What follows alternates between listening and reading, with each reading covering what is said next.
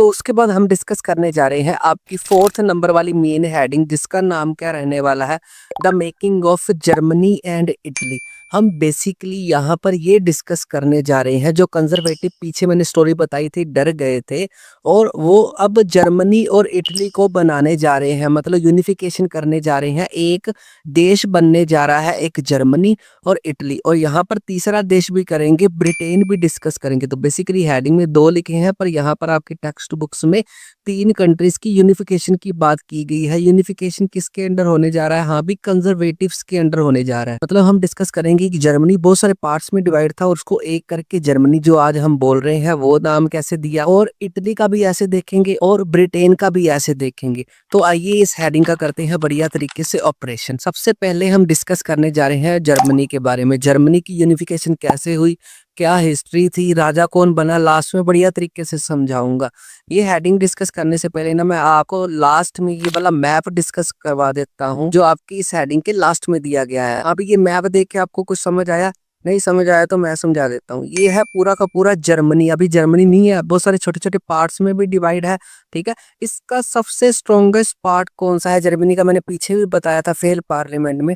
Germany का सबसे powerful part था पर्शिया, ठीक है। ये वाला कलर वाला पर्शिया यहाँ पर भी है और यहाँ पर भी है, देखो कितना फैला हुआ है। अब बेसिकली हम आगे स्टोरी में डिस्कस क्या करने वाले हैं, हाँ भी ये सारा के सारा जर्मनी कैसे बना, मतलब पर्शिया हो चाहे ये सब छोटे छोटे और भी जो हमारी स्टेट्स हैं आसपास वाली, ये पूरी की पूरी जर्मनी में कैसे कन्वर्ट हुई, कौन सी लड़ाइयाँ किसके साथ लड़नी पड़ी, और लास्ट में कौन सा राजा बना, ये सारा का सारा कंटेंट हम डिस्कस करने जा रहे हैं। आई होप ये मैप देख के आपको आइडिया हो गया होगा हम करने क्या जा रहे हैं। तो अब ये फुल कंसेप्ट की स्टार्टिंग करते हैं। हिस्ट्री में पहले बता देता हूँ हिस्ट्री क्या थी। हिस्ट्री में कुछ ऐसा है, जो मैंने फेल पार्लियामेंट वाला कंसेप्ट करवाया था, जो लिबरल्स लोग लेके आए थे रेवोल्यूशन, और उनका चला नहीं बस, और वो फेल हो गया था उनका प्रोजेक्ट, उसको फेल पार्लियामेंट बोला जाता है।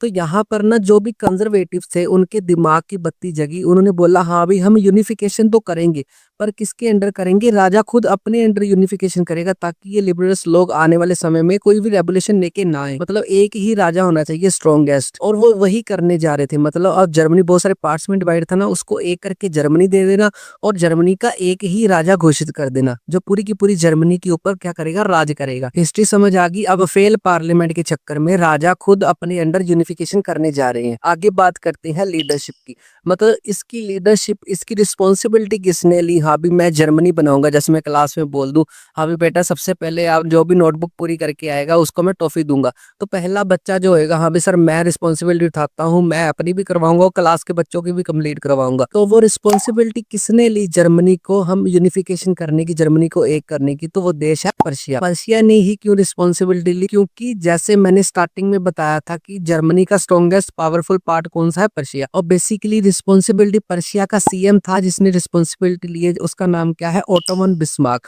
तो ओटोमन बिस्मार्क जो पर्शिया का सीएम था, उसने रिस्पॉन्सिबिलिटी ली कि मैं यूनिफिकेशन करूंगा अब जर्मनी की, अब मैं एक जर्मनी बनाऊंगा, अब सारे राजाओं को खत्म करते हैं, एक ही राजा हम बनाएंगे। तो यहाँ पर आपको एक शॉर्ट क्वेश्चन बन सकता है, हाँ भाई किसने रिस्पॉन्सिबिलिटी उठाई जर्मनी को बनाने की? तो पर्शिया। पर्शिया में एक बंदे का नाम याद रखना है जिसका नाम है, वो पर्शिया का सीएम भी था, क्या था वो? Ottoman Bismarck. आगे बात करते हैं लड़ाइयों की, कितनी कितनी वार्स हुई, किस कौन से देशों के साथ जर्मनी को लड़ाई करनी पड़ी। ऐसे तो है नहीं हाँ भी एक करना है तो बाकी सारे पार्ट्स जितने भी हैं वो अपने खुशी से मान जाएंगे, हाँ भी हमारे ऊपर राज करो, हम तो खुशी से हम चले जाएंगे।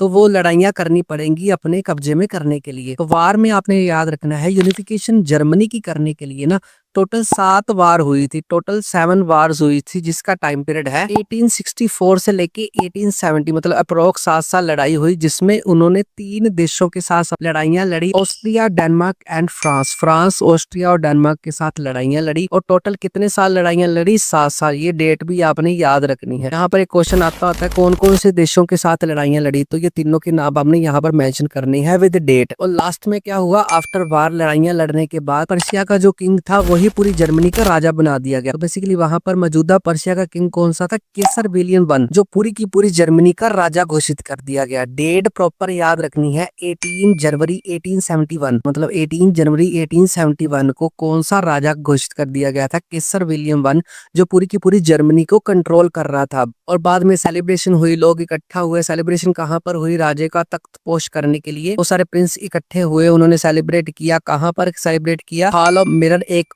पैलेस है, पैलेस कहाँ पर है, वर्साइल्स। पैलेस में जैसे हम पैलेस में बुक करा के आजकल शादियां करवाते हैं, वैसे एक पैलेस बुक हुआ। यहाँ पर क्या होता है, राजे को तख्त पहनाया जाता है, उसको क्राउन पहनाया जाता है और राजा घोषित कर दिया जाता है, सेलिब्रेशन होती है।